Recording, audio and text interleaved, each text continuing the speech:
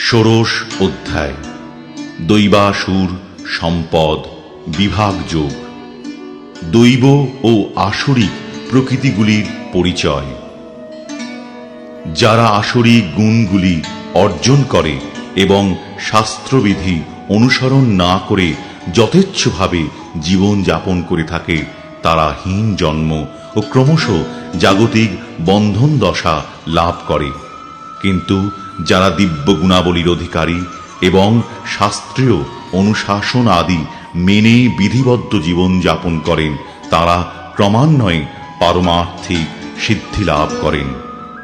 শ্রী ভগবান উবাচ অভয়ম সত্ত্ব সংশুদ্ধির জ্ঞান যোগ ব্যবস্থিতিঃ দানম দমশ্চ যজ্ঞশ্চ স্বাধ্যায়স্তপ আর্জবম अहिंसा सत्यमक्रोधस् त्यागः शान्तिरपैशुनम् दया भूतेष्वलोलुप्त्वं मार्दवं ह्रीरचापलम् तेजः क्षमा धृतिः शौचम् अद्रोहो नातिमानिता भवन्ति सम्पदं दैवीम् अभिजातस्य भारत।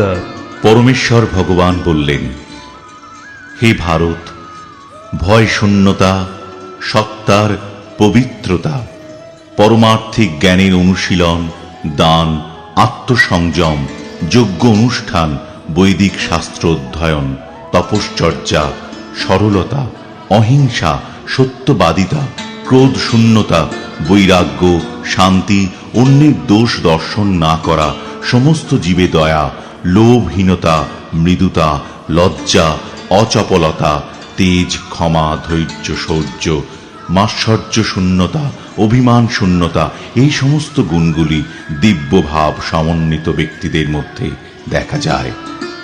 দম্ভো দর্ভোভিমানশ্চ ক্রোধঃ পারুষ্যমেব চ অজ্ঞানম চাভিজাতস্য পার্থ সম্পদমাসুরীম। হে পার্থ, দম্ভ, দর্প, অভিমান, ক্রোধ, রূঢ়তা ও অবিবেক, এই সমস্ত সম্পদ আসরিক ভাবাসম্পন্ন ব্যক্তিদের মধ্যে লাভ হয়। दैवी संपद विमोक्षाय निबंधायासुरीमता माशु च संपदम दैवीम अभिजातोऽसि पांडव। দৈবী সম্পদ মুক্তির অনুকূল, আর আসরিক সম্পদ বন্ধনের কারণ বলে বিবেচিত হয়।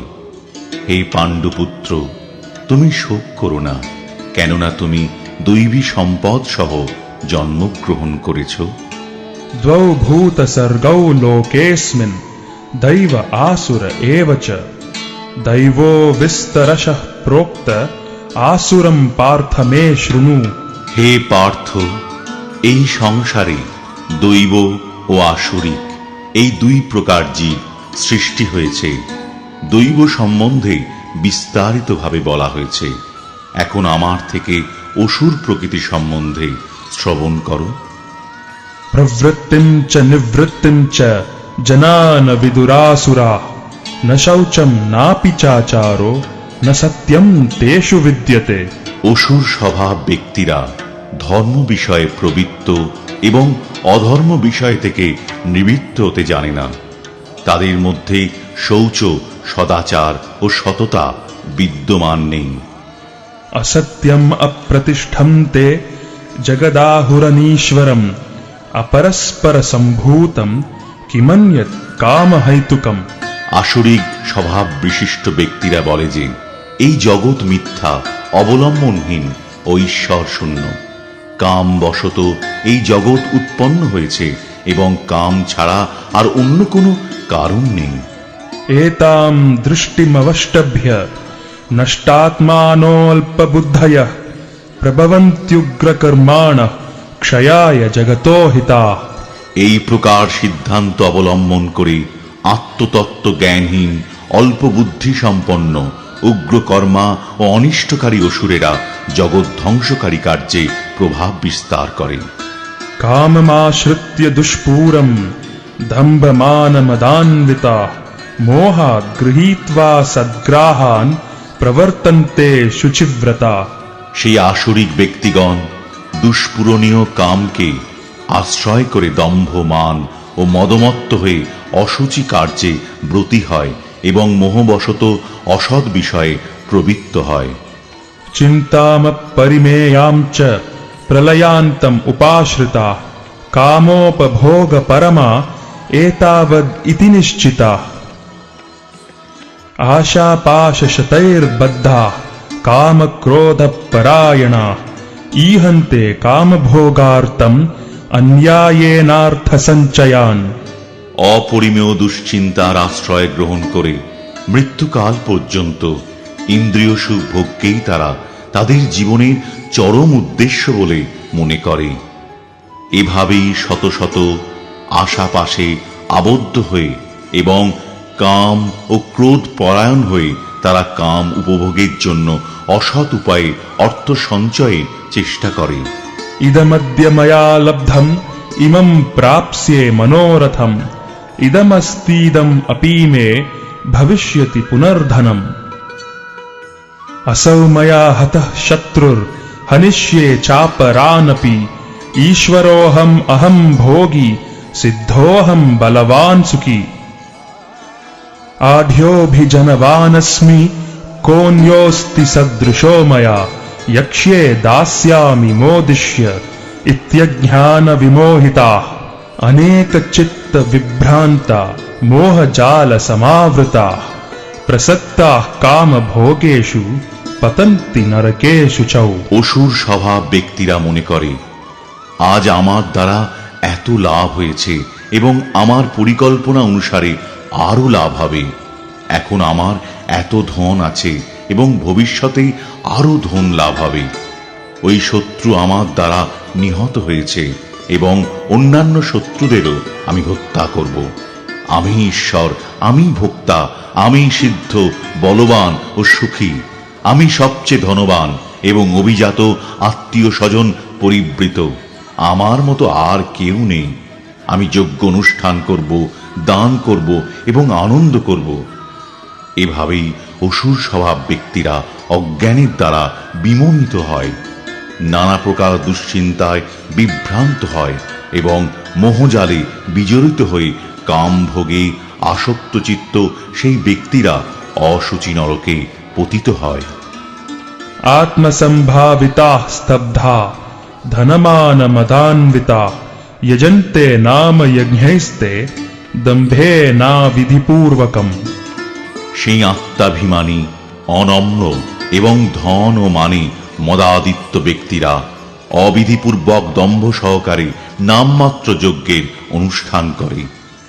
अहंकारं बलं दर्पं कामं क्रोधं च संश्रिताः मामात्मपरदेहेषु प्रद्विषन्तोऽभ्यसूयकाः। অহংকার, বল, দর্প, কাম ও ক্রোধকে আশ্রয় করে অসুরেরা স্বীয় দেহে ও পরদেহে অবস্থিত পরমেশ্বর স্বরূপ আমাকে দেশ করে এবং সাধুদের গুণেতে দোষারোপ করে। तानहं द्विषतः क्रूरान् संसारेषु नराधमान् क्षिपां यजस्रमशुभान् असुरीष्वेव योनिषु। সেই বিদ্বেষী, ক্রূর ও নরাধমদের আমি এই সংসারে অশুভ আসুরি জনিতে অবিরত নিক্ষেপ করি। आसुरीं योनिम् आपन्ना मूढा जन्मनि जन्मनि मामप्राप्यैव कौन्तेय ततो यान्त्यधमां गतिम्। হে কৌন্তেয়, জন্মে জন্মে অসুর জনি প্রাপ্ত হয়ে সেই মূঢ় ব্যক্তিরা আমাকে লাভ করতে অক্ষম হয়ে তার থেকেও অধম গতি প্রাপ্ত হয়। त्रिविधं नरकस्येदं द्वारं नाशनमात्मनः कामः क्रोधस्तथा लोभस् तस्मादेतत्त्रयं त्यजेत्। কাম, ক্রোধ ও লোভ এই তিনটি নরকের দ্বার, অতএব ওই তিনটি পরিত্যাগ করবে। एतैर्विमुक्तः कौन्तेय तमोद्वारैस्त्रिभिर्नरः आचरत्यात्मनः श्रेयस् ततो याति परां गतिम्। হে কৌন্তেয়, এই তিন প্রকার তমোদ্বার থেকে মুক্ত হয়ে মানুষ আত্মার শ্রেয় আচরণ করেন এবং তার ফলে পরাগতি লাভ করে থাকেন। यः शास्त्रविधिमुत्सृज्य वर्तते कामकारतः न स सिद्धिम् अवाप्नोति न सुखम् न पराम गतिम्। যে শাস্ত্রবিধি পরিত্যাগ করে কামাচারে বর্তমান থাকে সে সিদ্ধি সুখ অথবা পরাগতি লাভ করতে পারে না। तस्मात् शास्त्रम् प्रमाणम् ते कार्याकार्य व्यवस्थितौ ज्ञात्वा शास्त्र विधानोक्तम् कर्म कर्तुम् मिहार्हसि। অতএব কর্তব্য ও অকর্তব্য নির্ধারণে শাস্ত্রই তোমার প্রমাণ। অতএব শাস্ত্রীয় বিধানে কথিত হয়েছে যে কর্ম, তা জেনে তুমি সেই কর্ম করতে যোগ্য হও।